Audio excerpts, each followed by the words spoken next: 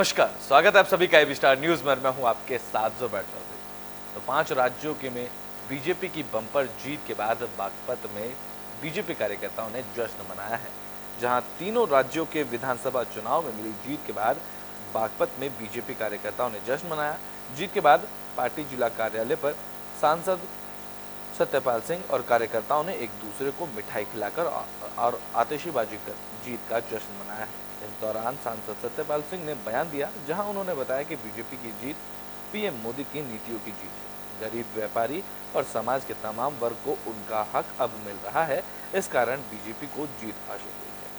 PM का संकल्प है कि साल 2047 में भारत को विकसित देश बनाना है। दरअसल आपको बता दें कि राजस्थान, छत्तीसगढ़, मध्य प्रदेश चुनाव में बीजेपी की बहुमत से जीत हुई है, जिसके बाद देश भर में बीजेपी कार्यकर्ता जश्न मना रहे हैं।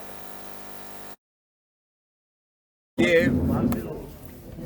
अभी हाल में जो इलेक्शन हुए थे 5 प्रदेशों में हुए,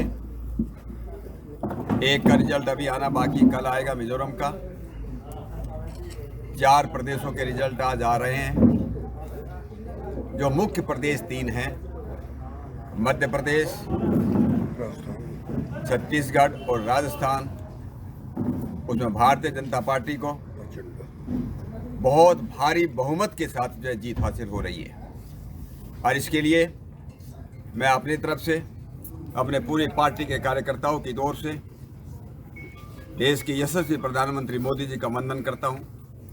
हमारे लाखों भारतीय जनता पार्टी के कार्यकर्ताओं का अभिनंदन करता हूं और इन तीनों प्रदेशों की जनता का, उनका मैं आभार व्यक्त करता हूं। ये अभी हाल में जो इलेक्शन हुए थे 5 प्रदेशों में हुए, एक का रिजल्ट अभी आना बाकी, कल आएगा मिजोरम का। 4 प्रदेशों के रिजल्ट आज आ रहे हैं। तो देवरिया में भी बीजेपी कार्यकर्ताओं ने खूब पटाखे फोड़े और एक दूसरे को मिठाइयां बांटी हैं। देवरिया में नगर के सुभाष चौक पर 3 राज्यों में बीजेपी की शानदार जीत पर जिलाध्यक्ष भूपेंद्र सिंह के नेतृत्व में कार्यकर्ताओं ने पटाखे फोड़े और एक दूसरे को मिठाई खिलाकर खुशी का इजहार किया। तो वहीं जिलाध्यक्ष ने बताया कि राजस्थान, मध्य प्रदेश और छत्तीसगढ़ की जनता ने बीजेपी को, विशेषकर नरेंद्र मोदी को अपना प्यार और आशीर्वाद दिया और पार्टी ने तीनों राज्यों में शानदार जीत दर्ज करते हुए सरकार बनाने का काम किया। ये परिणाम बताते हैं कि भारतीय जनता पार्टी के सिवा किसी बाकी पार्टी को जनता स्वीकार करने के मूड में अब नहीं है। आने वाले लोकसभा चुनाव के मद्देनजर ये पार्टी के लिए एक शुभ संकेत है। आदरणीय नरेंद्र मोदी हमारे देश के जो प्रधानमंत्री हैं, जेपी नड्डा जी राष्ट्रीय अध्यक्ष हैं, उन दोनों लोगों के नेतृत्व में जो 5 प्रांतों में जो चुनाव हुआ है, इसमें भारतीय जनता पार्टी 3 प्रांतों में सर्वाधिक मतों से अपनी सरकार बना रही है। गांव, गरीब और नौजवान, किसान, मजदूर के लिए जो माननीय नरेंद्र मोदी जी की गांव गरीब के लिए जो योजनाएं चल रही है, उस योजना का जो लाभ जनता को मिला है, जनता ने अपना आशीर्वाद देश के प्रधानमंत्री नरेंद्र मोदी जी को दिया है। इसलिए भारतीय जनता पार्टी आज सरकार में आई है। आप लोग किस तरह से खुशी मना रहे हैं?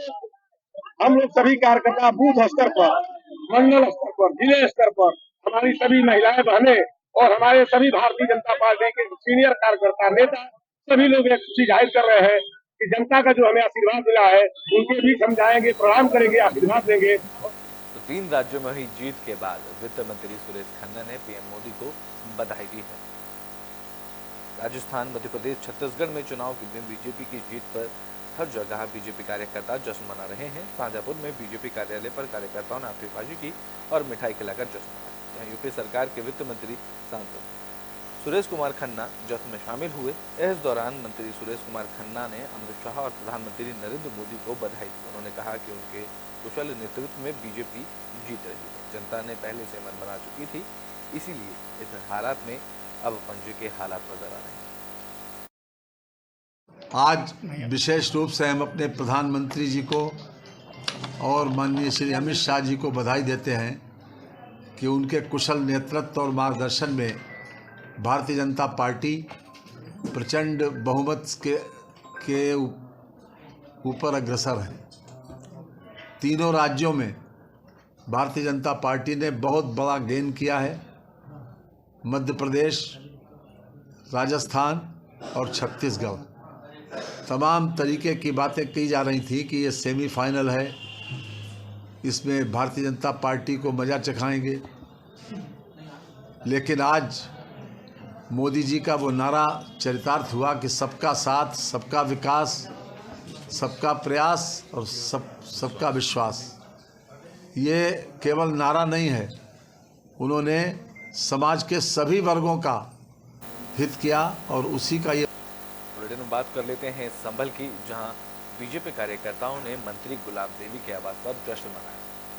संभल में माध्यमिक शिक्षा मंत्री गुलाब देवी के आवास पर बीजेपी कार्यकर्ताओं ने जीत का जश्न मनाया, जहां बनियाखेड़ा ब्लॉक प्रमुख डॉक्टर सुगंधा सिंह के नेतृत्व में 3 राज्यों की ऐतिहासिक जीत पर खुशी मनाई। इस दौरान उन्होंने कहा कि भारतीय जनता पार्टी के कुशल नेतृत्व में मध्य प्रदेश, राजस्थान और छत्तीसगढ़ में भारतीय जनता पार्टी की सरकार बनने से यह स्पष्ट हो गया है कि आगामी साल 2024 में देश की जनता फिर नरेंद्र मोदी को तीसरी बार देश का प्रधानमंत्री देखना चाहती है। इस दौरान उन्होंने सभी कार्यकर्ताओं को बधाई भी दी।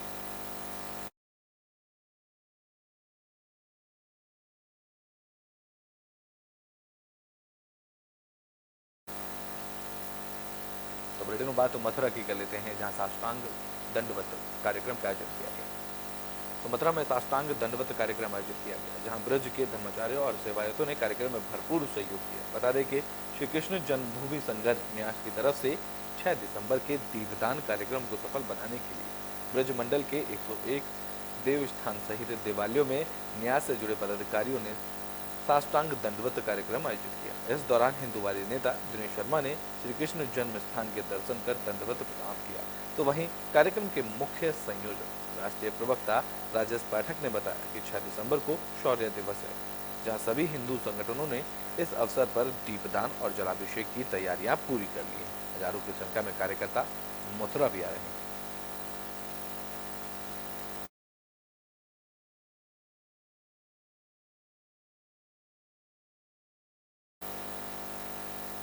तो बुलेटिन में बात फर्रुखाबाद की कर लेते हैं, जहां स्वास्थ्य विभाग की बड़ी लापरवाही देखने को मिली है।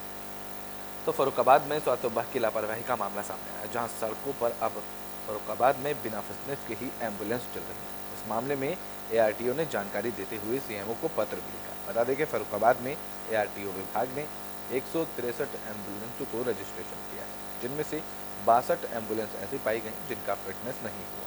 इस मामले पर एआरटीओ प्रशासन ने सीएमओ को पत्र लिखा। तो वहीं एआरटीओ विभाग ने सीएमओ कार्यालय की संयुक्त टीम बनाकर अनफिट एम्बुलेंसों पर कार्रवाई करने के निर्देश दिए।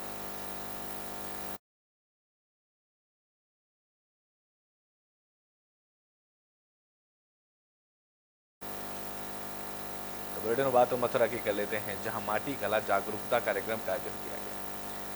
तो मथुरा में उत्तर प्रदेश माटी कला बोर्ड और जिला ग्राम उद्योग अधिकारी कार्यालय की तरफ से माटी कला जागरूकता कार्यक्रम का आयोजन किया गया। इस कार्यक्रम में लोगों ने ज्यादा से ज्यादा मिट्टी के उत्पादों का प्रयोग करने की अपील की गई। इस दौरान माटी कला बोर्ड सदस्य भगवान दास अध्यक्ष ने लोगों को भारत सरकार और प्रदेश सरकार की जन कल्याणकारी योजनाओं की जानकारी दी। उन्होंने कहा कि आज बेरोजगार महिलाएं भी अलग अलग योजनाओं का लाभ उठा रही हैं। ये बड़ा अति सुंदर कार्यक्रम है, सरकारों द्वारा चलाए जा रहे, हमारे उत्तर प्रदेश सरकार द्वारा चलाया जा रहा एक पिछड़े वर्ग के एक विशेष अभियान में, और माटी कला बोर्ड के लोगों से संबंधित लोगों के द्वारा जो प्रजापति समाज को आगे बढ़ाने का काम किया जा रहा है, ये अति सराहनीय है। क्योंकि ये एक ऐसा समाज है जहाँ जिसकी चिंता देश की आज़ादी के बाद से किसी सरकार ने नहीं की। आज भाजपा की सरकारें हैं, वो पंडित दीनदयाल उपाध्याय जी की जो अंत्योदय की योजना थी कि अंतिम पायदान पर खड़े हुए व्यक्ति की चिंता करना, उनको लाभ पहुंचाना, उनको जीवन स्तर को आगे बढ़ाना, ऊपर उठाना, ये जो उनका एक सपना था उसको साकार करने में भारतीय जनता पार्टी की सरकारें लगी हुई हैं। आदरणीय योगी जी ने ये जो जिला ग्रामोद्योग कार्यालय और अपने उत्तर प्रदेश खादी तथा ग्रामोद्योग बोर्ड के द्वारा ऐसे कार्यक्रमों का आयोजन आज पूरे सभी जिलों में मैं समझता हूँ हो रहा है। आज यहाँ एक बैठक हो रही है, जागरूकता बैठक, समाज को जागरूक करने के लिए, काम का विस्तार देने के लिए, मिट्टी का काम का विस्तार देने के लिए हो रही है। दूसरी चीज़, इस काम को और कैसे आगे बढ़ाया जाए, जो कारीगर हैं उन कारीगरों को किस तरीक़ा से उपलब्ध कराई जाए, सरल मिट्टी उपलब्ध उनको मिट्टी के गड्ढे बताए जा रहे हैं। तहसीलदार एसडीएम से कह करके उनको पट्टे दिलवाए जा रहे हैं। पट्टे दिलवाने के साथ साथ जब मिट्टी आती है, पुलिस उनको जो है लाने में दिक्कत कर दी है, खनन बना दी है। हमने उत्तर प्रदेश सचिव से तो बुलेटिन में बात कर लेते हैं शामली की, जहाँ से दबंगों की दबंगई का मामला सामने आया है। बता दें कि शामली में एक आईटीबीपी जवान दबंगों की दबंगई से परेशान है। दरअसल देश की रक्षा करने वाले आईटीबीपी के जवान का परिवार पड़ोसियों के आतंक से परेशान है, जहां दबंगों के आतंक और छेड़छाड़ के कारण फौजी की 2 बेटियों ने स्कूल जाना भी छोड़ दिया। आरोप है कि पुलिस ने भी शिकायत के बाद उन पर कोई कार्रवाई नहीं की, जिसके चलते कलेक्ट्रेट पहुंचे पीड़ित फौजी ने जिलाधिकारी को शिकायती पत्र देकर अपने और पूरे परिवार की जान माल की सुरक्षा की गुहार लगाई। बता दें कि ये पूरा मामला सदर कोतवाली क्षेत्र के गांव निशाल का है। तो वहीं आईटीबीपी का जवान मौजूदा समय में चंडीगढ़ में तैनात है, जहां जवान ने बताया है कि वह 45 दिन की छुट्टी बिताने के लिए अपने गांव आया था, जहां पीड़ित जवान को पता चला कि उसका पड़ोसी कंवरपाल और उसके बाकी परिजन बेवजह ही फौजी के परिवार को दबंगई दिखाते हुए परेशान करते हैं।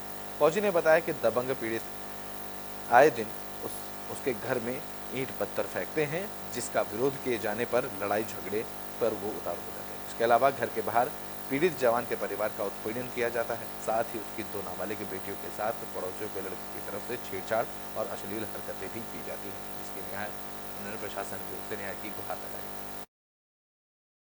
आज राम नरेश पुत्र कृष्णपाल निसाड़ गांव के निवासी हैं। ये आईटीबीपी में नौकरी करते हैं, फौजी हैं। इन्होंने आज तहसील दिवस पर एक प्रार्थना पत्र दिया था, जिनको इनके पड़ोसी कंवरपाल द्वारा ईटा पत्थर चलाना और मारपीट की बात बताई गई थी। इसकी जांच कराने पर पाया गया कि जो है कंवरपाल की लड़की जो इनके पड़ोसी हैं, इनकी लड़की को इनके भाई अंकित द्वारा जो है 2021 में उसका जो है सोशल मीडिया पर अश्लील वीडियो वायरल किया गया था, जिसके संबंध में उनके सूचना पर मुकदमा लिखा गया था, जिसमें उसमें इनका भाई अंकित जेल गया था। वर्तमान समय में वो मुकदमा कोर्ट में ट्रायल पर आ चुका है। उसी मुकदमे पर सुलह कराने के लिए फौजी राम नरेश कृष्णपाल द्वारा बार बार प्रार्थना पत्र दिया जाता है अनावश्यक रूप से कि इनका मारने पीटने की और उनकी बच्चों को छेड़खानी करने की।